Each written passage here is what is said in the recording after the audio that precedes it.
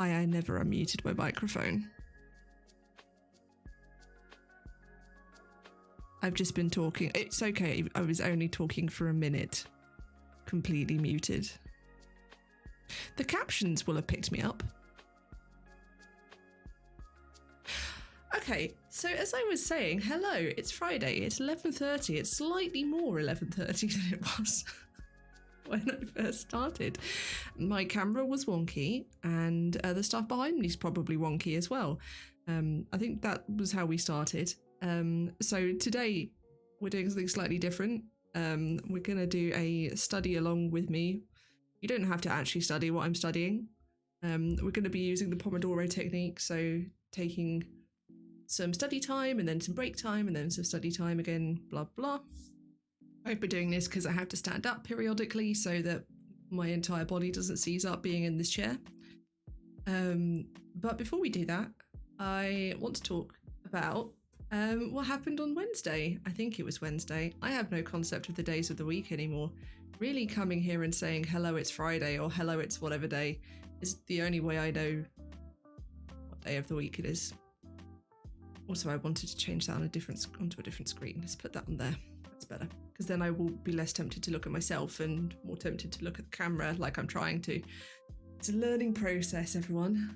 Okay, so as you might know if you watched the previous two, I had, in the flare I've been in, pain in my left arm so bad that I couldn't use my left arm at all. Obviously, this made it slightly hard to write my dissertation. I do now have really good speech-to-text software. I have Dragon, which is how I've been able to do anything on my computer. I mean, beyond like just basic program use I can do because I can use this hand. But even when I was doing that, my right hand was then starting to hurt, and obviously that's not ideal. So I basically just waited until I'd had one full day where my hand wasn't too bad, and then a day where I'd woken up and not in too much pain. And I decided, okay, on whenever that happens, I'm going to try and do some writing. And so I did. So I got to Wednesday. I came in here. I really didn't want to do anything, which I think often happens when I've had like a gap. I often find that I'm like disconnected from whatever it is I'm working on. But then once I start, like 5 minutes in, I'm away and I'm flying. And that's exactly what happened. So I went to work on section 2. And as you might know, section 2, I had like half the number of words I needed. But I knew that what was in there was good, and also how I wanted to turn it into a full section. As it turned out, I was slightly wrong because I ended up taking some of that section and putting it into section 3. Partly because when I filled in with the character I was putting into section 2, it was just too many words. But also then those other things didn't quite make as much sense, and it turned out this is not chill. Thank you. We're still training Pretzel. There's going to be a lot of this.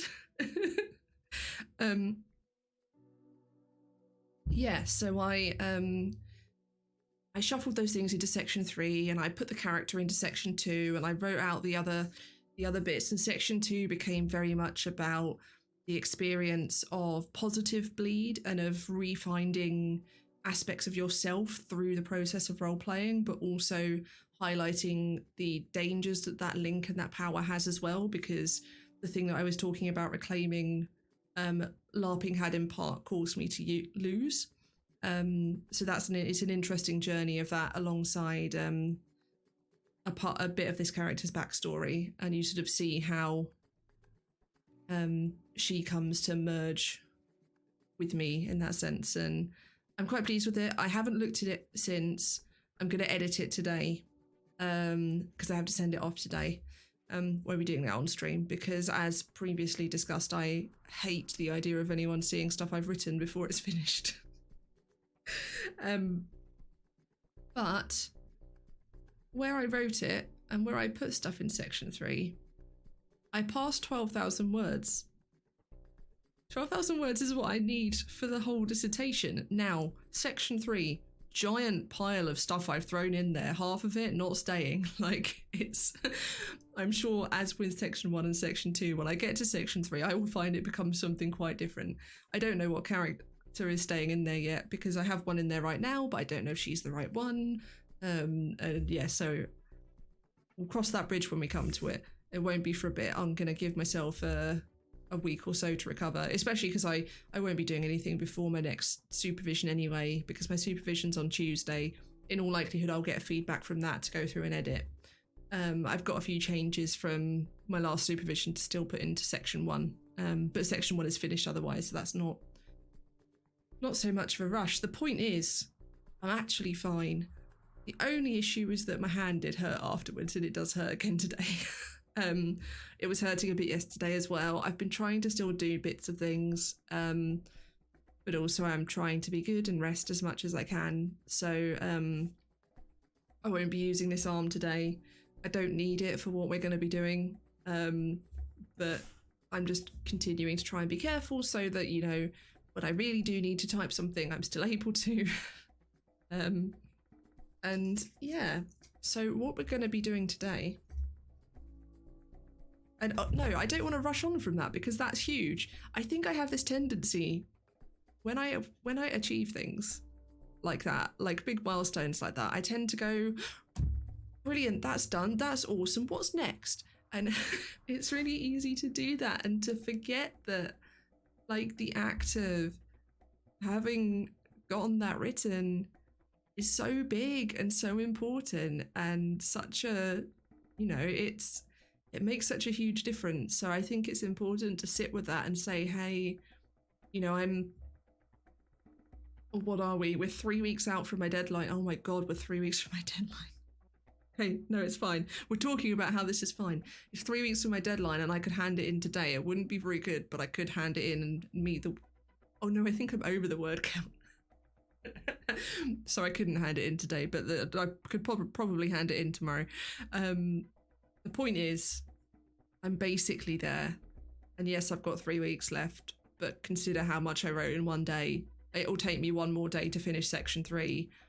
I will then want some space and time to... Just a second. There we go, it's the early morning croaks. Get those out. Yeah, so I've got loads of time. I'm doing really well. It's amazingly well considering how much pain I've been in. Amazingly well considering how tired I've been. Yesterday, and I think this might have been partly because of Wednesday, yesterday I had 3 naps. I spent most of yesterday in bed asleep. I was just so tired. I also had, on Wednesday, my first therapy session with my new therapist, which was very intense. I had mentoring yesterday, and obviously I was catching her up on everything that happens, from the flare to the therapy to all the writing. So it was a lot, and yeah, I need to acknowledge that it was a lot. I can't decide if this music is chill or not.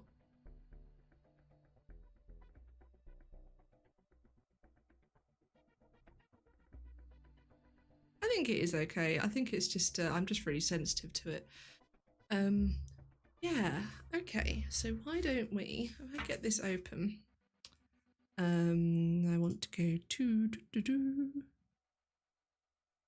this. Haha, look. It's like I prepared something in advance. So I need that pen. You might get some ASMR of me writing. This is not entirely intentional. But oh no, this is not the notebook I want to be writing this in. This is my dissertation notebook. I don't want my dissertation notebook. I want my PhD notebook, which I may fill in the process of this, which is great because it means I get to buy a new one. I did already buy a new one, but then I've used it for something else. So, oh, yeah, let's not lose the bookmark on where I've done my notes up to. Oh no. Oh no. Look where that bookmark is. above that is the notes I haven't digitized. Is this going to be enough? Yeah, that probably should be enough. It'll be enough for the reading. It probably won't be enough for the group as well, and the notes I'll take in that. So what we are reading today is an article from my reading group, and the way my reading group works is we meet every 2 weeks. We all read the same thing. It's generally either an article or it's a collection of chapters from something. Occasionally it's an entire book. It's not generally an entire book. Whoop.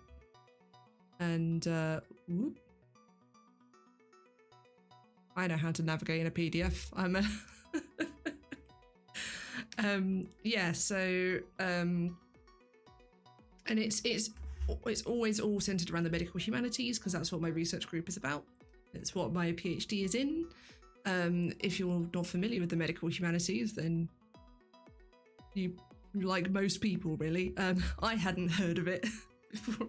Genuinely, the way I have ended up in this thing that I want to be my entire career is that when I started my master's degree and they sent me the optional modules, because we took one optional module each term, I looked at it and went, what on earth is the medical humanities? That sounds interesting. I'll do that. And that's it. It's just chance. It's chance because of the university I went to, and because of the fact that I had optional modules, and because of the fact that so I took intro to medical humanities and illness and disability in American culture, both of which were run by my PhD supervisor. So I lucked out. I did really well. But yeah, so the research group, the reading group, is made up of students, staff, some like people who are from outside the university who might have done courses at the university before or have other links. So it's a real mixture. We've had people in there who work in the NHS, or who are in like different but related fields, like people who are in, say, comparative literature but have done some stuff that sort of overlaps, like questions of illness and disease. So yeah, it's always really interesting because we get such diverse points of view, and I really enjoy it. I always really look forward to it. I think I missed one when they were still happening on campus, and every other one I made it to. So I wanted a second webcam so you could also see me note taking, but unfortunately COVID means that the second webcam is in use elsewhere, so I don't have that option anymore. But if we end up doing this more, it's the sort of thing I might well put in. Vulnerability as practice in diagnosing multiple conditions. Now, a tip that I've learnt, this is actually quite a short title for an academic paper, but I've just realised I've had chat hidden this whole time. Not that anyone said anything, but it's okay.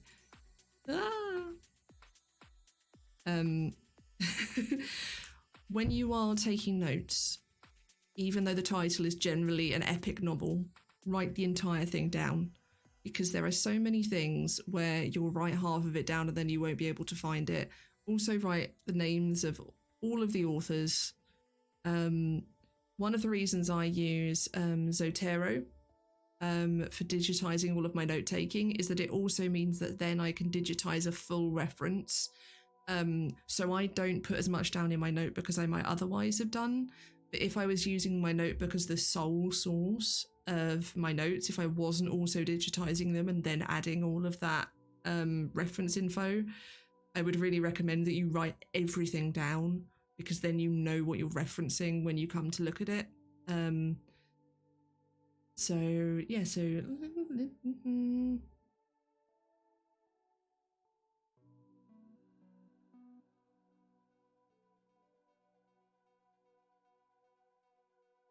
Okay. It occurs to me that I didn't check that I'm allowed to read this on a stream, but I'm relatively certain that this is open to the public on the internet. Let's just check that. Yes, it is, because I didn't have to log in order to read it. So let's article info. Let's just make doubly sure that I've not done a terrible boo-boo.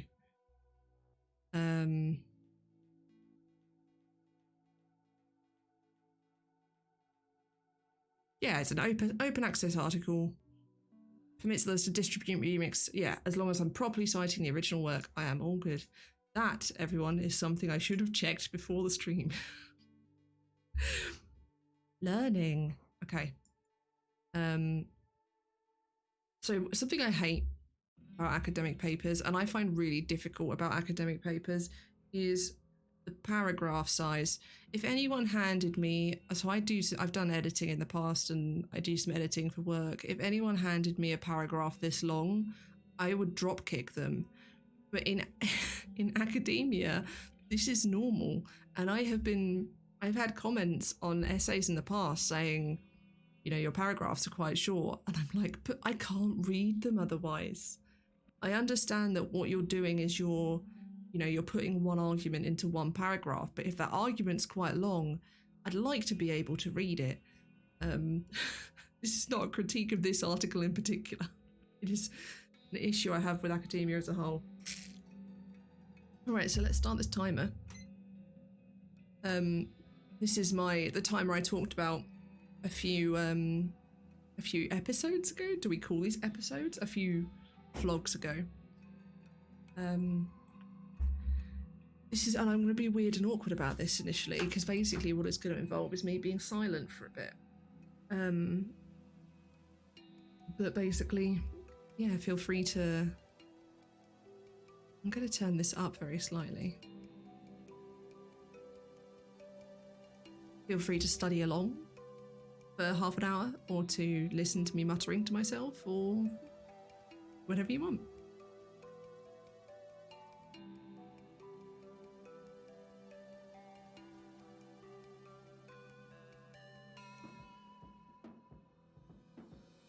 I've already gone cross-eyed.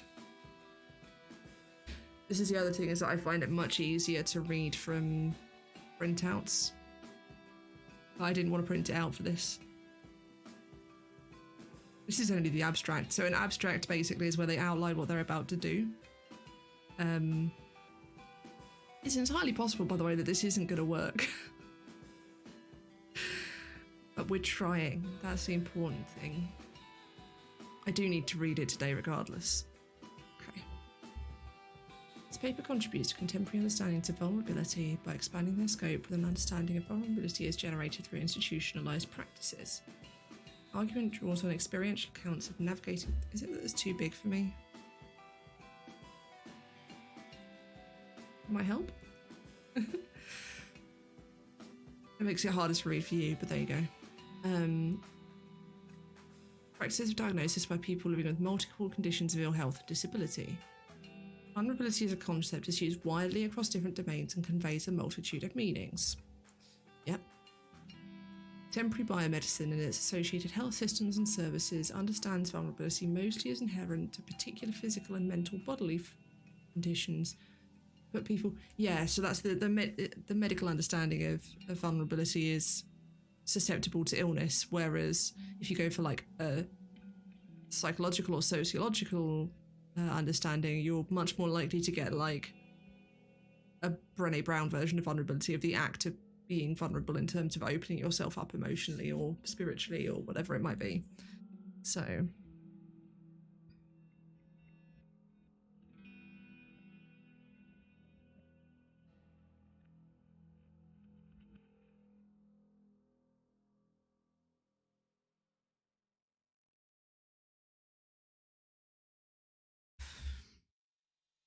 okay, and what I do is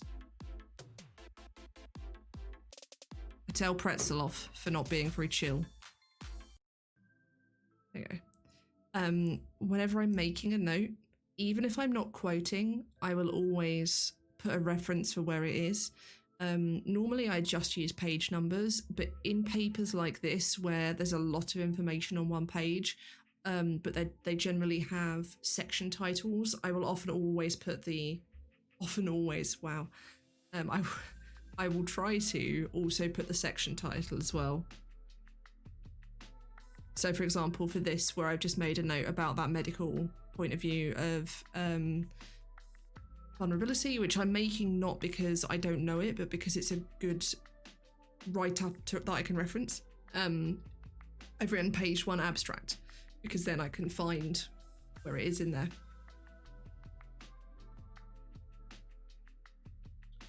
This may combine with a more epidemiological understanding of vulnerability. I've got to remind myself what there are so many words.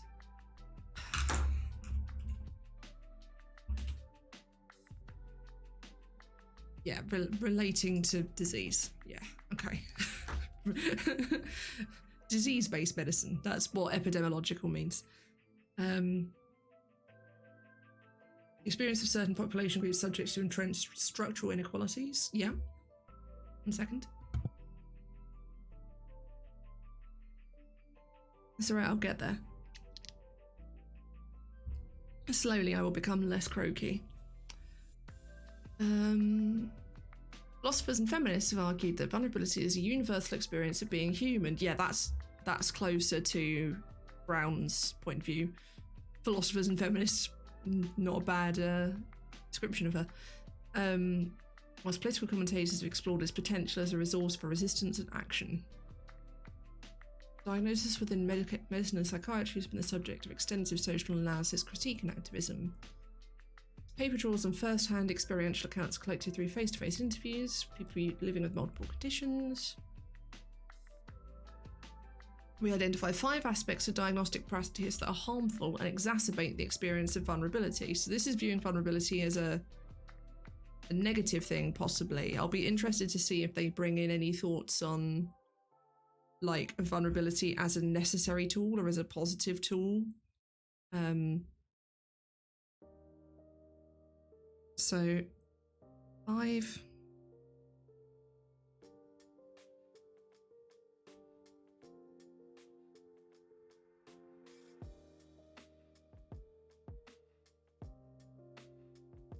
That exacerbate vulnerability.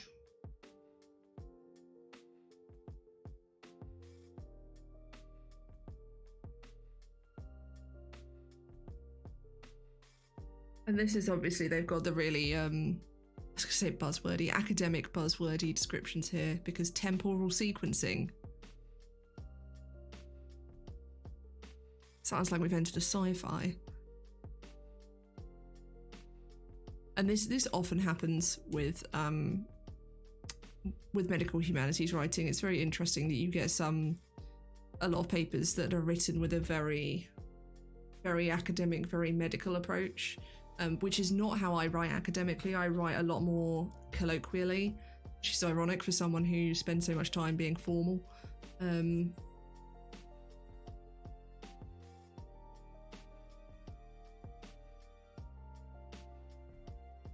Diagnostic authority, medical specialization.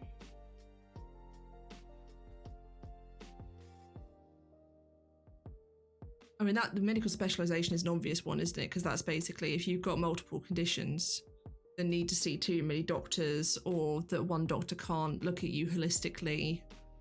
That seems obvious. We'll see what they say about it. Strategic symptom selection. That's the snigger of someone who hates the DSM.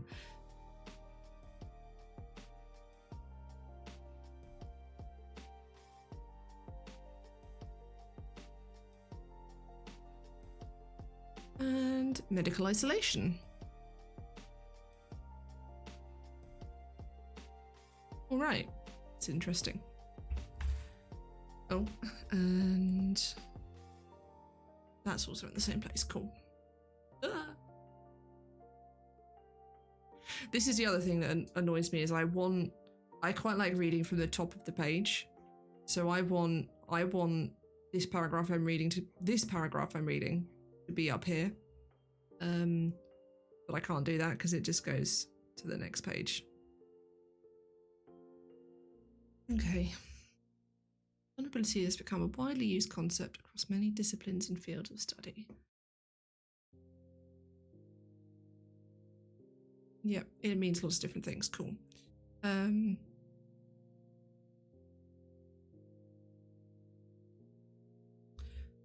this is an interesting sentence. Despite diversity in how the concept is mobilized, vulnerability is understood to reference a risk of or susceptibility to harm, and it may also reference a limited capacity or resilience to absorb, adapt to, or recover from that harm. What is Brown's definition of vulnerability?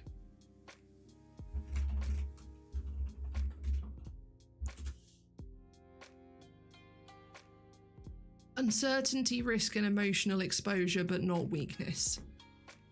I guess they're not mutually exclusive, those two descriptions. I'm going to write that entire sentence down. So this is page 278, not page 1. I need to remember that thing about digital journal articles. Page 278, intro. And obviously, if I'm writing down something that's a quote, I always put it in quotation marks, so I know that it's their writing and not mine. It's really easy to, not so much now, because right now I know what's from there and what's from my brain. And I'll probably still remember that on Monday in the reading group. But go a few months down the line, if I then want to reference this article in my PhD, I'm not going to remember it at that point. So the more information I can give my future self, the better it is.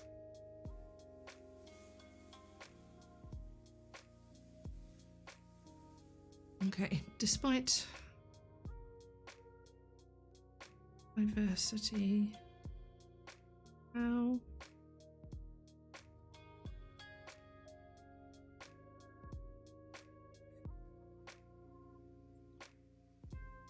vulnerability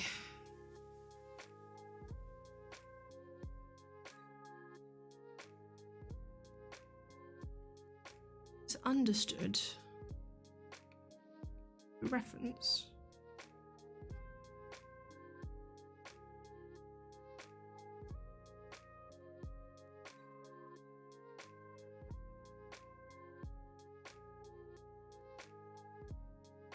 risk of susceptibility to harm, and it may also, this is a long sentence,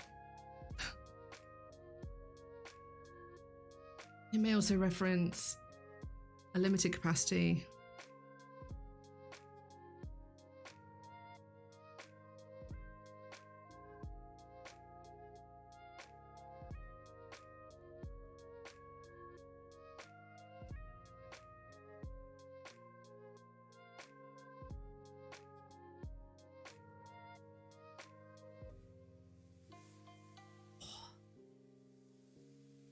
I don't handwrite a lot of things, so it's always very hard. Okay. In research and practice related to care, the growth in the presence and influence of the concept within policy, practice, and identity is argued to constitute a vulnerability zeitgeist. Its prominence or intellectual fashion indicates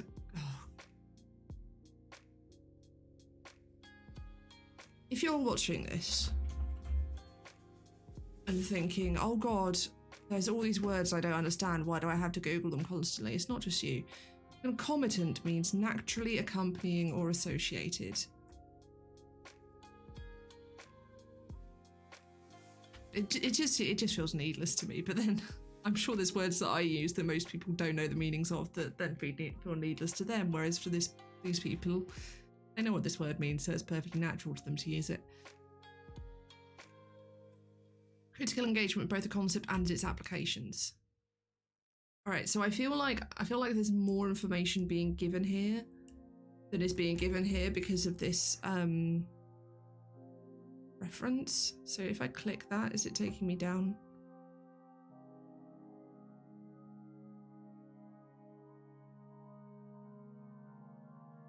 Okay, so it's Brown K, questioning the vulnerability zeitgeist, care and control practices with vulnerable young people, and vulnerable is in inverted quotes. So I think maybe I'd have to go and look at that essay properly, but it sounds like it's critiquing like an overuse of the concept of vulnerability, maybe.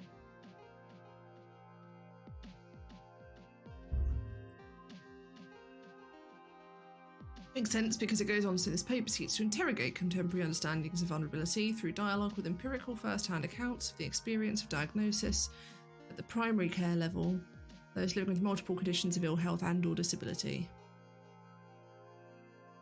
I do like, so that it's good that they are saying ill health and or disability.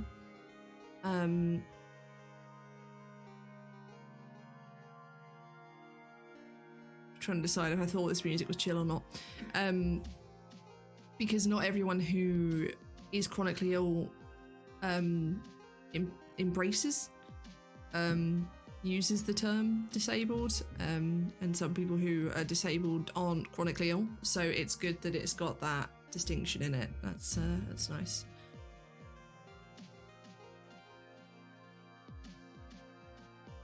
Four understandings have relevance in the context of social care and welfare. I'm repeating that this music is annoying me. Okay. Pretzel will learn, and it will only learn if we tell it. But it will get there. And then we will not get DMCA'd. Four understandings have relevance in the context of social care and welfare. Vulnerability is embodied difference. Stop scrolling then. Entrenched inequality, universal and vulnerable. Oh, vulnerability as a universal thing that everyone experiences, and vulnerability is resource for resistance. Okay, so that's like the things that they were saying earlier, because that's the political one last, and then and so forth.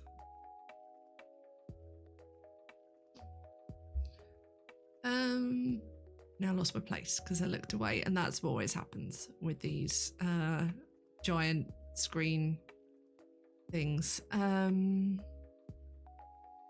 The primary empirical data, that's where I was, indicate that vulnerability is constituted by inherent physical and mental bodily characteristics from external structures of inequality and through medicine's own institutional practices of diagnosis. The face of the challenges presented by the ambiguities and multiplicities of those living with a diverse range of symptoms. Cool. Well, I want to write that quote down. I write a lot of quotes down. We're going to discover. No, I think I'm good. Maybe I'll just put. Sometimes if it's long and I don't want to write a whole thing, I can just put page 278, mid, intro, good summary of vulnerability points in med. And then I'll do something like that, because it means that I can then, if I'm looking for something along those lines, I can then pull up the article and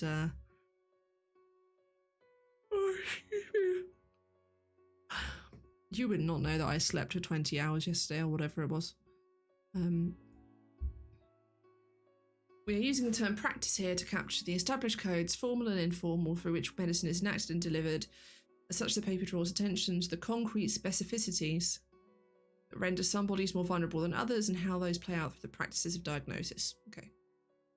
That seems just like they're covering themselves, because practice is also a term that has a lot of deviation, and there's a sort of a running thing in the medical humanities about whether the term medical humanities actually encompasses everything that it should do. There's a break-off term called health humanities, which is trying to sort of reclaim the concept of health and illness from medicine a bit.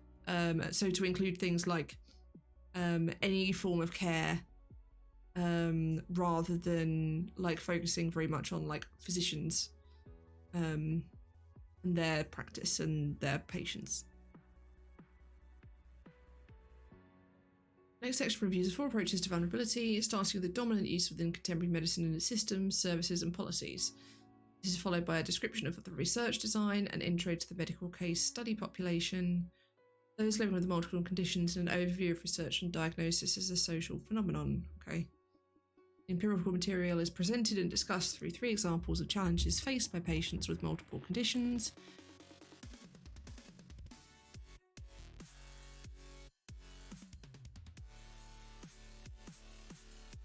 No pretzel. I think that might also be a no. Okay, this is better. The thing is, it's not that they're bad. It's all good music. It's just that if I put a chill playlist on, I don't want a sudden, like, mad drum beat. And I'm sorry I used the word mad there, because I'm trying to cut ableist mental illness terms out of my vocabulary, and I've done pretty well. It's quite hard because being in like the gaming community, the word insane is used a lot in a very positive way, like, wow, that play was insane, especially in esports. And so that one's been really hard to get out. And what I've done is I've just, every time I've gone to say it, I've said wild. So if you've heard me saying the word wild a lot, it's because I'm trying not to say that was insane or that was crazy or that was mad, because I'm trying to cut those out of my vocabulary and to only use them for what they're actually meant for. Anyway, we've got 10 minutes left. We've almost got through the first page. There's 7 pages. I can do this. I may not manage to do all of this on stream. We'll see how it's going, but I'm quite enjoying it actually. I feel like this makes me, I feel more comfortable doing this than just talking in a way, because I've got a thing to do. I'm very conscious of what's happening with my face and the silence when I'm reading. I do actually, the thing of me reading aloud, I'm not doing that for camera. I genuinely do that. It helps me process it a bit more. Yes, this isn't too bad. I don't know. We'll see. We'll see how we go.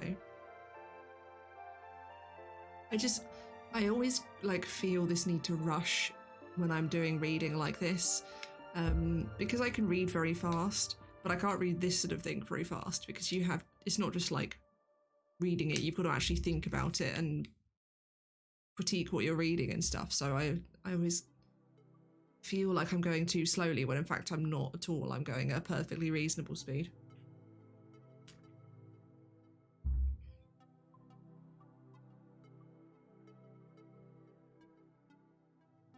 Okay. In medicine, as in much of social care and welfare, vulnerability is typically used in relation to particular groups and individuals. Yeah, because especially with COVID, we know that. We talk about vulnerable people, and that is a catch-all for quite a lot. These categories of vulnerability define those in need of special protection and different treatment from the wider population, further othering those people. Actually, I'm going to write this down. Page 278. Vulnerability. It's such a long word. It's a word I'm going to have to write over and over again. I might have to find a shorthand for it in my notes. Good. Quote. Othering of, quote, vulnerable people.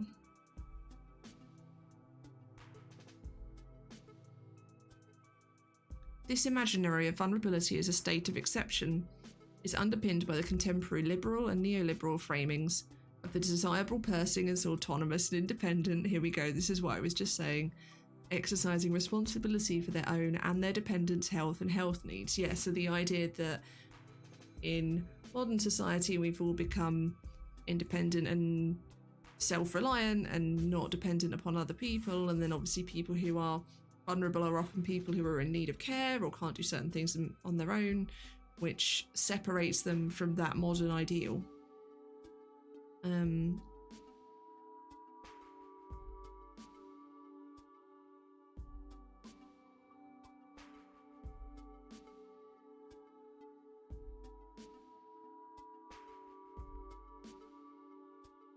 So it's interesting that in the process of describing people as vulnerable, we create and exacerbate that further vulnerability in itself. That's I guess that's what the article is about. It's already proved it to me. I'm done. We can leave. There's no need to read this article further. I already agree with it.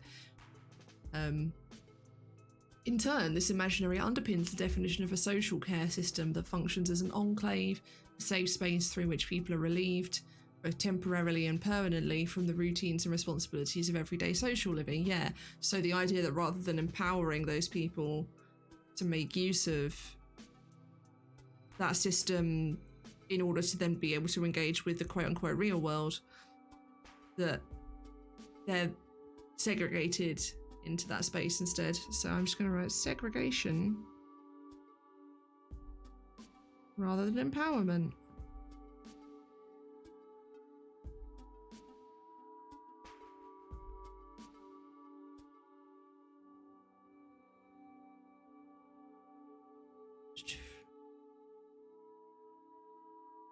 Those seen as vulnerable include people living with certain categories of disease and disability for which they require additional support, and those living in circumstances of social, economic, and environmental deprivation. Yeah.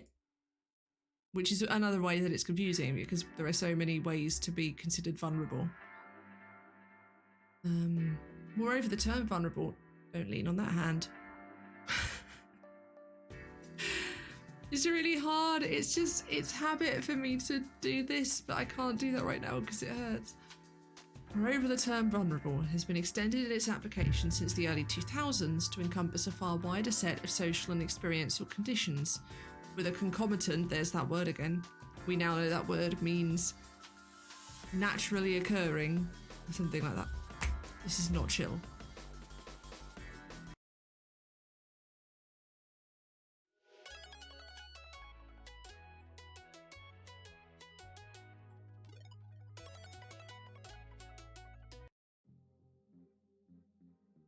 We'll get there.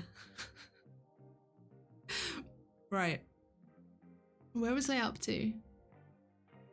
Yeah, concomitant shift in attribution from characteristics to individuals at risk, and often with an emphasis on psycho-emotional intervention. Those citations.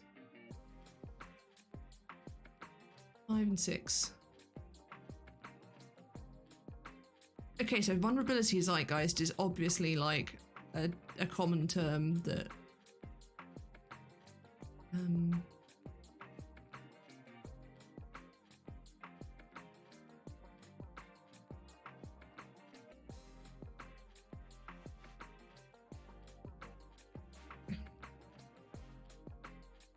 labeling a range of bodily states, social and demographic categories, geographical settings, and so forth as vulnerable has at least 2 important political consequences. It's really interesting to me that that's just a pile of people that are like minorities, and they've just all been shoved into this one term of vulnerable. That was my eye roll, if you are just listening. First, when vulnerability is described as a special status, it is located as a property of those bodies in physical and mental states, seen as diverging from an expected and desirable norm of autonomy, responsibility, and accountability. While this categorization of vulnerability can facilitate access to care for significant needs, it may also bring attendant challenges in terms of agency, human rights, research ethics, and social justice. Bodies defined as not fitting a norm may be easily stigmatized if, through being granted the status of exception through a lens of vulnerability, they appear to fall short of the autonomy and agency expected of full citizens. I love this article. Okay. I want to quote all of it, but like just with a fist pump emoji. I'm just going to put page 279. Labeling a range of bodily states onwards. The problem with reading an article that I agree with so much is that it's really hard to know what to write down, because I'm like, I already, I already know these things.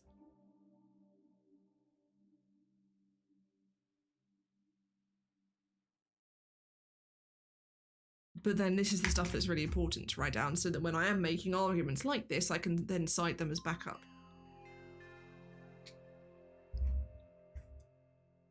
So Labelling a range of bodily states onwards.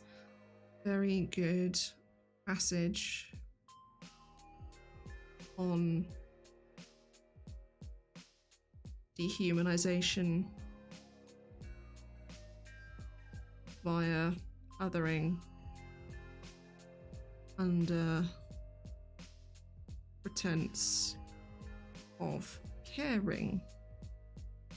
Which is not to say that that pretense isn't well meant, to be clear. It is a lot of the time, but not all the time. Moreover, not meeting bodily, social or functional norms is often closely connected to experiencing shame, which can have far-reaching consequences for generating and managing ill health or disability. Yeah.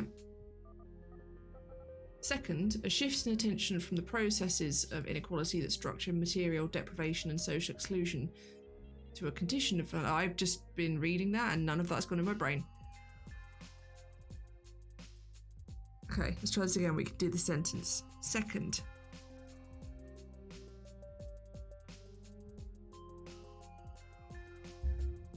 a shift in attention from the processes of inequality that structure material deprivation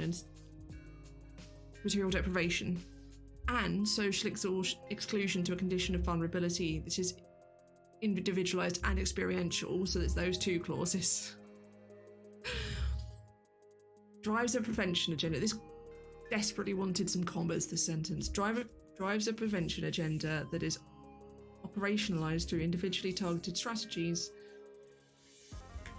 There's just so many long words. Oh my god.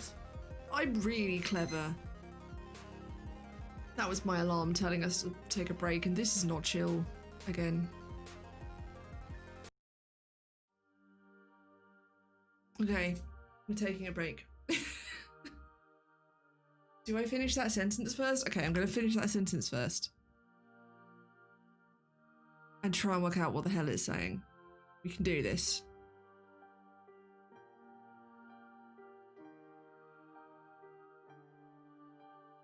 Okay, so it's basically saying that we're no longer looking at the processes that cause that inequality and vulnerability. We're now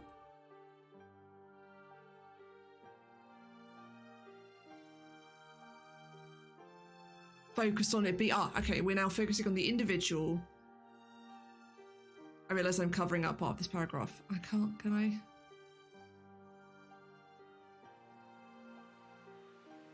Oh no, I am. I'm not. It's just above me. Shifting attention. Yeah, so we're no longer looking at the structures that cause this. This is not chill either. I think Pretzel and I just have very different definitions of chill. Yeah, we're no longer looking at the social structures that cause the problems. We're now looking at the individuals and putting the focus and then the blame upon them, which is also then how well-being gets commodified.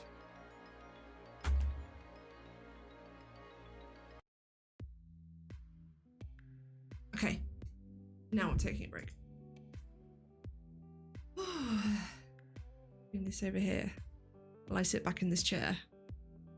Hold on, I'll move that forward a bit now. I'm going to move this really close to my mouth and then I'm going to drink something. Hi. How's it going? We're not even halfway through. This is the thing, it takes so long. I'm probably going to have to do this over several days because I think it's gonna, like I've got a bit of a headache coming now. That might just be because I'm not drunk enough today. I've also not eaten anything yet today, but then I've not been up for super long. Yeah, so it might be that I get through this page and then stop for a bit. And this is what I tend to have to do. Like, it's very rare now that I can go through reading things all in one go. And I don't know if that's different because I'm at home. When I was on campus in the long distant past, before the now times, I used to spend hours reading in one go, and like I would take breaks and stuff, but wouldn't be anywhere near as much of a problem, whereas now I'm much less able to do like long periods of focusing. And I mean I am just coming out of a flare, so it's probably a lot of it is that, but it does make it hard, because it means that I can't go, okay, I'll do this reading on blah day, because it takes me several days to do it. Like the last time I tried to do all the reading for the last reading group, I was like, oh, I'm gonna have a day where I'm gonna do it all and it's gonna be really nice, and I'm gonna have this lovely day where I get to just really focus on this reading, because I knew I was really gonna like it, and I did. But the problem was that I couldn't do it all in one go, and then I got very frustrated with myself, because even more so because I was like, well, this was, you know, something I wanted to enjoy and so forth. So yeah, it's hard. It's very hard. So I'm checking in with myself like my therapist told me to do. And I am tense. I'm definitely tense right now. And I mean, I'm always tense when I'm on stream. But that's something that's definitely easing a lot. It's definitely not as bad as it used to be. Like before. It's getting easier now that I'm leaning into doing weird whatever I want things rather than going, well, if I wanted viewers, I'd be streaming Baldur's Gate. Which I realised I have streamed, but that was because I wanted to. Yeah, so I think what we'll do is I'm actually not going to set a timer for the next bit. And this is the other thing, is that as much as I use the... I didn't stand up also, hold on.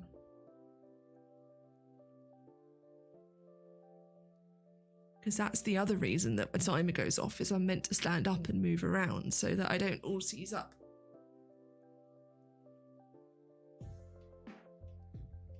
Okay.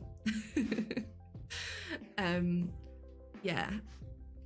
I'm gonna just go to the end of this page and then see where we are. Or basically to the end of to here. Can you even see my mouse? Oh. Now you can. Yeah, so I'm gonna go to here and then we'll see where we are. And sometimes I have to do that. Sometimes I have to adjust from what we did there was 30 minutes. And sometimes I have to adjust and go, no, actually, okay, I need to get to this next landmark and then check in again and see how I'm doing. So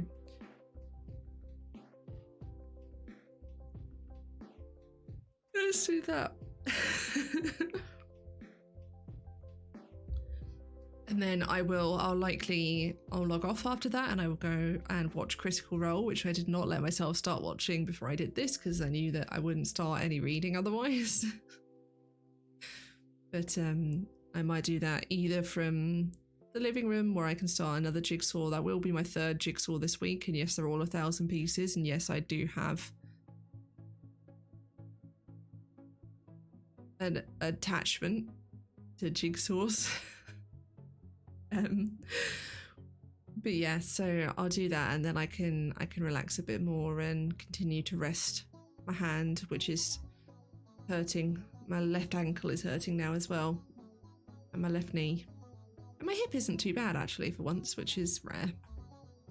Okay.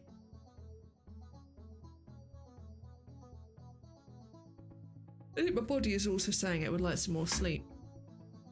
Okay, so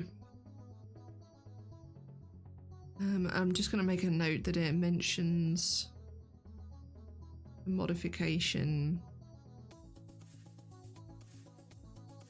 of well-being as focus shift from institutional issues.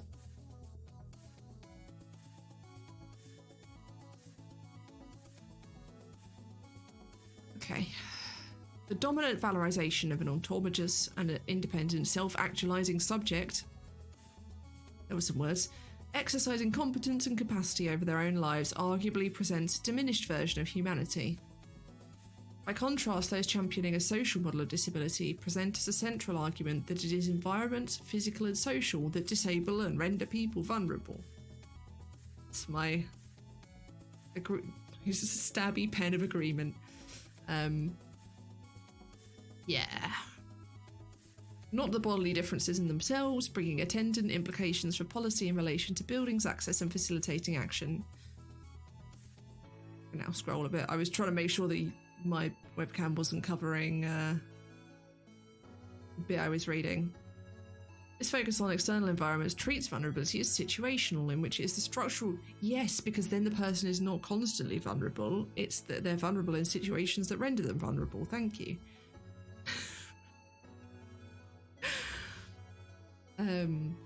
Not the characteristics of individual bodily variabilities. This is a variant on social and political approaches in which it is entrenched structural inequality that renders individuals, population groups, or global regions vulnerable. In health research, this approach is captured through the social determinants of health. Yeah.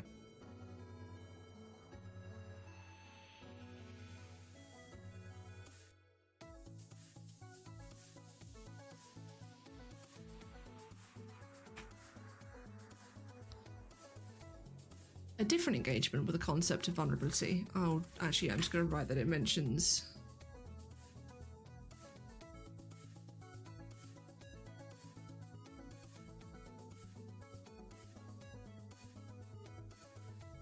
I used my left hand there and that was painful. Fool if it took.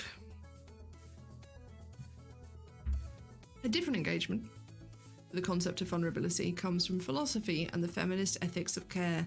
So I now am feeling the urge to rush, and I'm trying to talk about this because this is kind of a vlog, so I'm trying to show you like the bits of my embodied experience of doing this.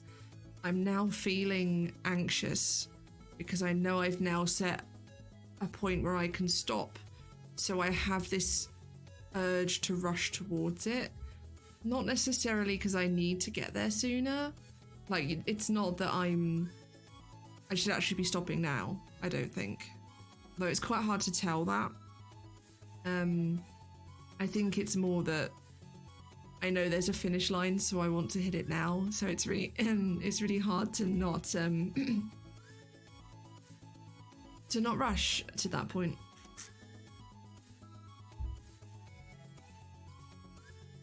These share the dominant understanding of vulnerability as an existential state of being. However, instead of treating the state of vulnerability as undesirable, pathological, and a failure of citizenship, vulnerability is seen as a universally shared characteristic of being human and is inevitable, desirable, and beneficial. So this is Brown's concept of vulnerability. This is page 279.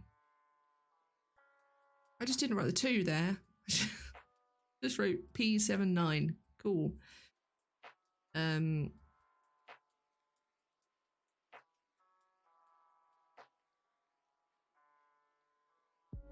So where I'm in a section that's really long and I want to reference a particular part without quoting it, I'm writing paragraph beginning, so that I can then find it that way.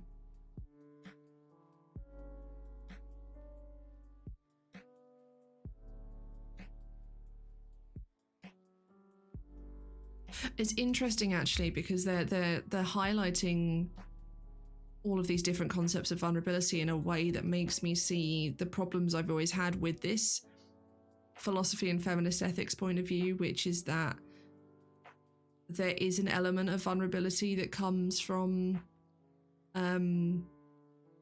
those bodily and social characteristics, but it's not because of the individuals. It is that social model of disability. So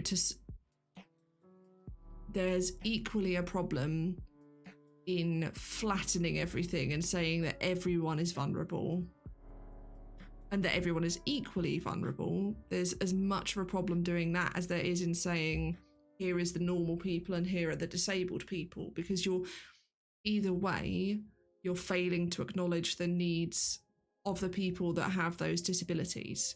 Because if you're like, well, everyone's vulnerable, then you might put in things that help people with disabilities, but not with them specifically in mind, so it may not be what they need exactly.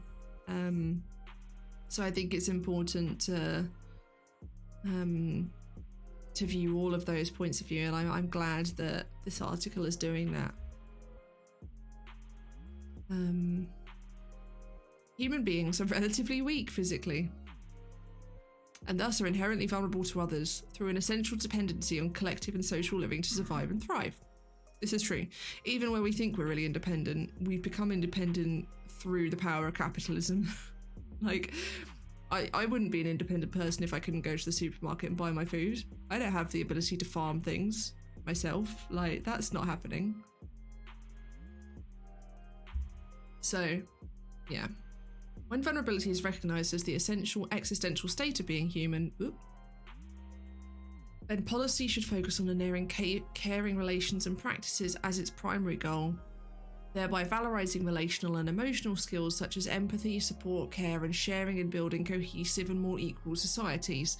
Again, very cool, absolutely the point of view.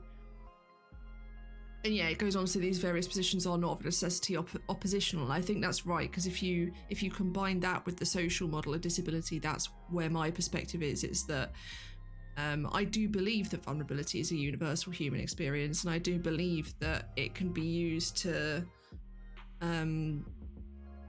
valorise those relational and emotional skills in a way that would really benefit us. But I also think we have to acknowledge that there are like really severe structural causes of vulnerability as well. Maybe it's just that we need to use a different word other than vulnerability. Although all humans may be inherently vulnerable, its expression may be what Feynman terms episodic and shifting, for example, across the life course. I was trying to click that tiny 16. No, I don't think I have read that article. I thought I recognised the name. Kitay argues that although vulnerability is part of being human and not an exceptional condition, people are not what she terms symmetrically situated because settings, relations, and capacities are deeply unequal. Yeah, that's cool. I like that. That's sort of what I was trying to say.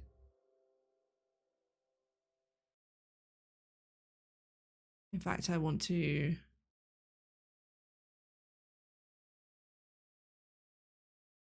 make this note, and then I'm going to write that reference down because I think that would be a good one to go away and read.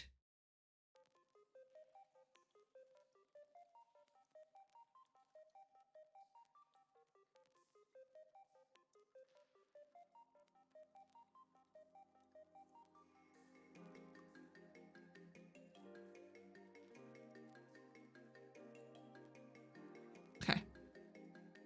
Are not symmetrically situated. Go. Does that...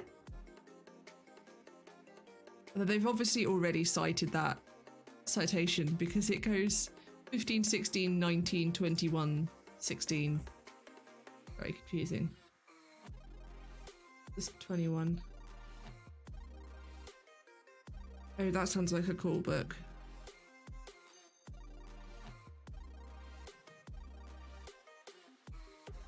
Love's Labour, essays on women, equality, and dependency. And I'll put an arrow, which I can't do in my digital notes, but I can do now.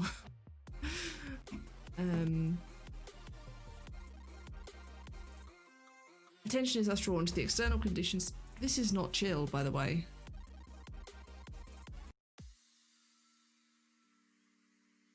I'm not convinced this is chill either.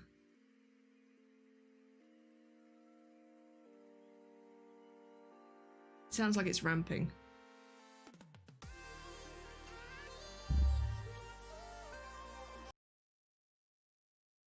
I definitely have a different definition of chill.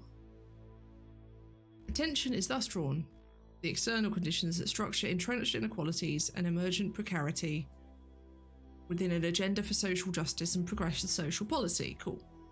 Finally, Levinas takes this argument for universal vulnerability further and brings it back to autonomy by positing it as a condition that is prior to autonomy, as the very process on which a variant of autonomy depends. This generative role for vulnerability in cultural and political expression is embodied in the recent work by Butler et al. On the generative role for vulnerability in the agency of resistance. Is that Butler's book from this year? I think it is. I think that's on my reading list. On my wish list. That's interesting then. So,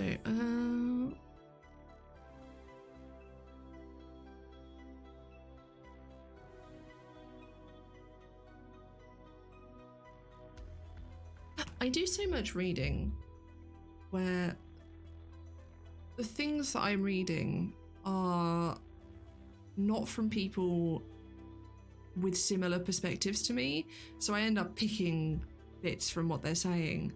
It's been really weird to go into the medical humanities and start to read more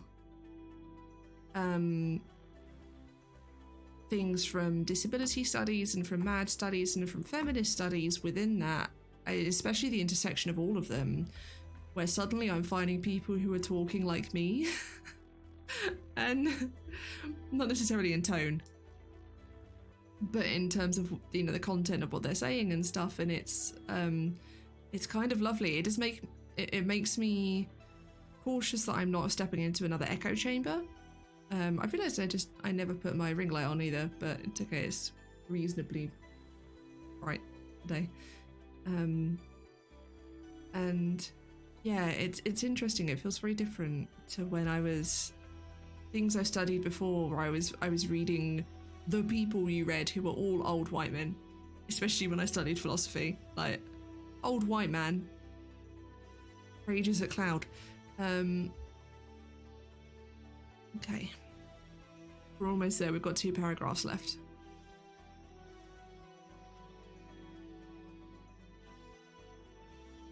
I'm still so anxious. It's amazing how much I can ignore how anxious I've become. I think one of the reasons I'm really picky about the music is that it has a big influence on how I'm feeling.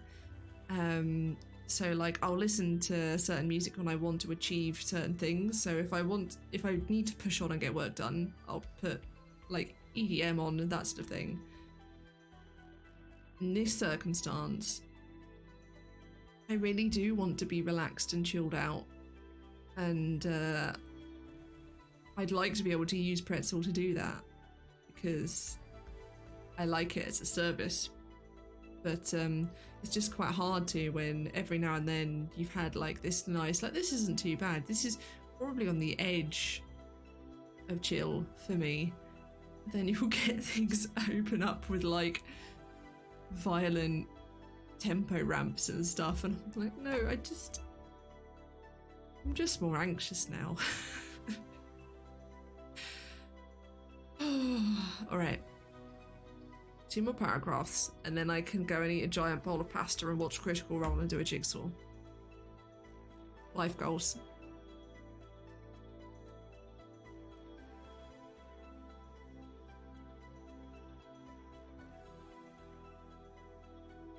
Okay. The vulnerability of patients within the medical consultation has been explored and explained in relation to a combination of the inherent bodily experience and the inequalities of power between physician and patient, given the physician's specialist knowledge and gatekeeping role through diagnosis to legitimate illness and its treatment. Oh god, that's a sentence. I'm writing this sentence down. I failed to write the 2 on 279 again. I don't know what's going on.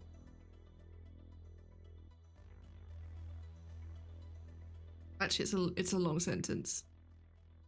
No, I'm gonna write it down. It's worth it.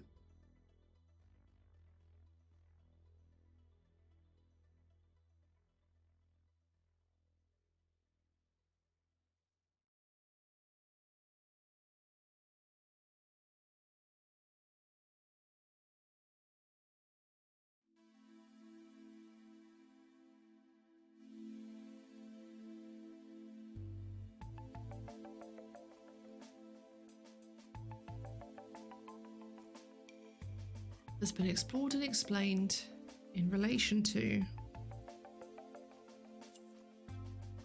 combination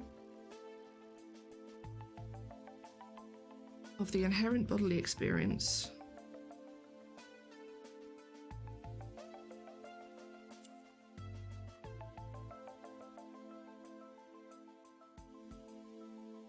where am I? And the inequalities of power.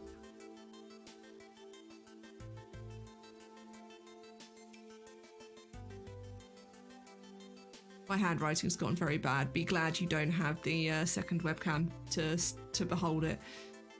I mean,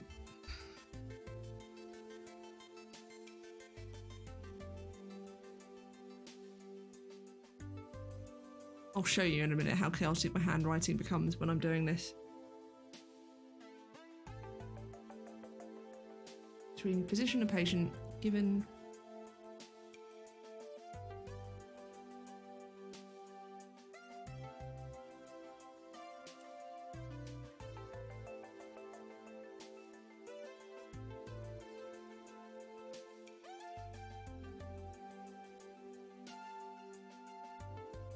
I just love that it's used the word gatekeeping, especially in this context, because it's so accurate. Gatekeeping role through diagnosis.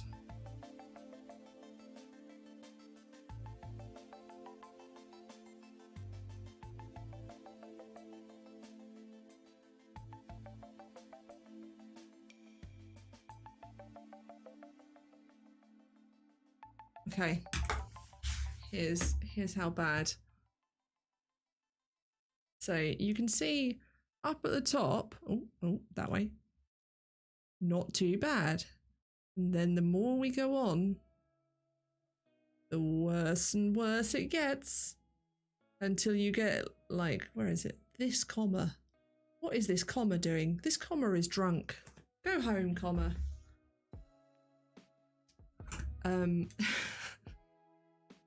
You tell I'm tired. Right.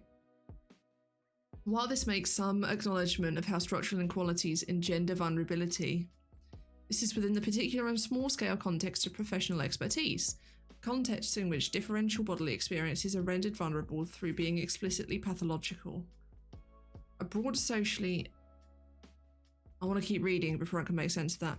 A broader socially and politically inverted analysis interrogates the way in which particular times, settings and practices may interact with particular bodily states, and thereby expose and reinforce inherent vulnerability and render those bodies at particular disadvantage. Okay, so what it's saying is, it's not that focusing on the medical encounter is incorrect, it's that it's insufficient, because this occurs in all sorts of structural inequalities and power inequalities and things like that. So it's a good case study, effectively, for like the wider way in which power imbalances affects vulnerability and that sort of thing. I've done the thing again. A broader socially and politically inflected analysis interrogates the ways in which particular... I've just read the sentence.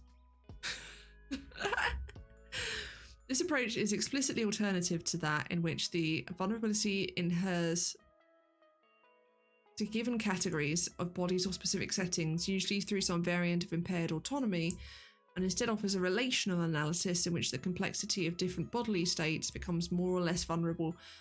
Yeah, okay, so it's less like these people are vulnerable, more in this setting there is a sliding scale of vulnerability and people are on it differently depending on the complexity of their bodily state. Quite like that.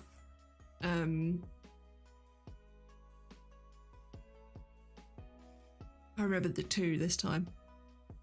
So, relational analysis. Looking at sliding, not categorization.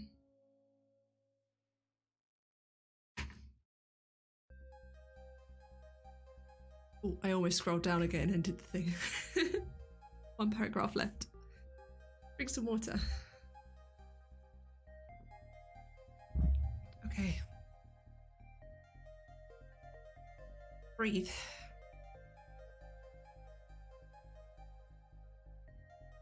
We examine how these concrete specificities that render some bodies more vulnerable than others play out through the processes of clinical diagnosis.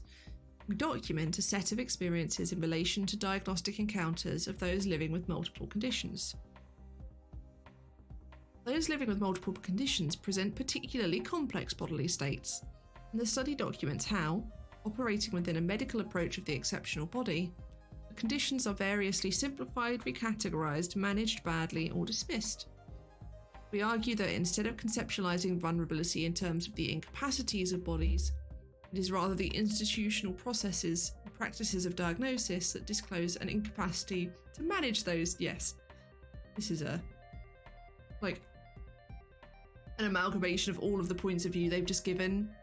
It's very engaged in the social model of disability, but it also doesn't limit vulnerability to the ill or disabled.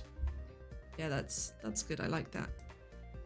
And themselves constitute the experiences of vulnerability expressed by the research participants. Oh. We have not even gotten to the study this paper is about. It's okay. I'm not sure that this is chill. Okay. Ooh. That went well. I think. Oh no, don't use that hand because that's my left hand is really hurting now. So yeah, I think. Hold on, I'm gonna also put this onto that one. Because I think I will stop there. Look at me saying not to use my hand and then immediately using my hand. Yeah, I need to go and rest. I need to take myself into a space where I can finally let this anxiety go. I'm really proud of having done this. I think this worked well. I might come back and do it tomorrow and the day after because I think I'm probably going to do 2 pages a day-ish, which is about 2 more days to finish it because it's 7 pages long. We've just finished the 2nd page, so I'll have to do a bit more on one day, but it'll even out. So yes, thank you so much for coming. And maybe tomorrow we'll do shorter Pomodoro bursts because I think 30 minutes is quite long for me. 30 minutes is what I usually do just for standing up. Also, you can see how much I slouch when I sit up properly. So yeah, thank you so much for coming. I hope people found this useful. I'm gonna keep trying to do it because I think it was helpful to me. I definitely feel like I engaged much more actively with the paper than I would have done otherwise. Being on stream means that I don't have that tendency to rush as much. Or rather, I'm able to combat that tendency to rush because I'm stopping to explain things or talk about things.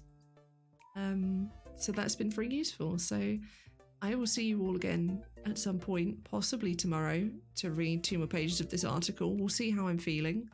Or it might be I just take the lessons that I've learned here and try and apply them off stream.